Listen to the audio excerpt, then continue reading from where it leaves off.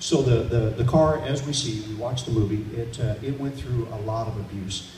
Pete and Jake were on the set, so they'd had the car, like I said, for about a month. And you'll notice in a lot of the scenes, it's got a big square bumper on the back.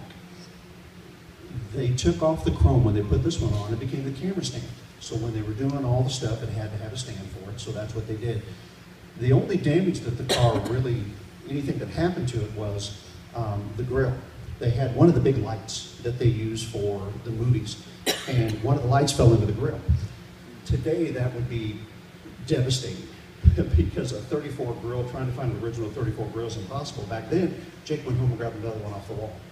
So other than a few little chips here and there and no glass, that was about it. So it did a couple of things. As we move forward, it showed that the suspension Pete and Jake did could not only go thousands of miles across country, it could do everything that a movie and a stuntman could put against it.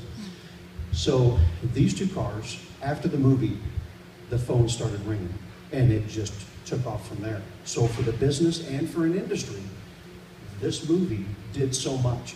My dad, here in Kansas City, he sees the California kid come across the bridge and says, I gotta have one. And that was something that happened all over the country. Grandma's got one. I know where one of those is setting, and it just started. So it was something that pumped up an industry. And we find that through history, the 70s, the California Kid, American Graffiti, another iconic movie that brought a couple of cars to the forefront. And then we get into the 80s, ZZ Top, MTV, the Eliminator Coupe. That was kind of a next phase. We get into the 90s, Boyd Coddington hits the scene.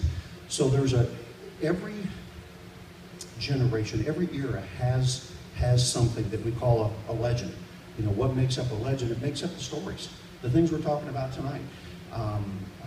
The Super Bell Coupe, we'll touch on that. That would have been 1975. There was a company called Super Bell Axle that got started. The axle that's in the front of that car, Jim Ewing, which is the one that built it, that started Super Bell, he comes walking into Pete and Jake's shop, and he's carrying this axle.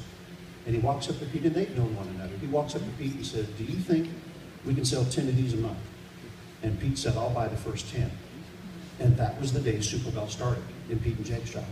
So the two have been like sister companies since then. We own both companies now. But the Super Bell Coupe, because of its iconic stance and just so radical and being more of a race-looking vehicle with the nose, kind of a Bonneville nose and the chop, it has its own history behind it.